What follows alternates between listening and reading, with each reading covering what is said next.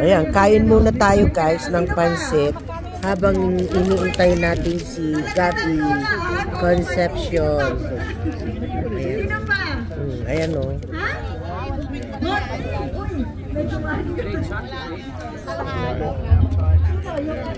Daming tao dito, mga pagkain lang din ang susundahan. Binapasagos daw. I-request daw nila si Sarah. Eh pagpunta ni Gabby daw, i-request nila daw kay Sharon na pupunta dito. Kain muna tayo ng pansit bihon na may ganito, isaw-isaw guys.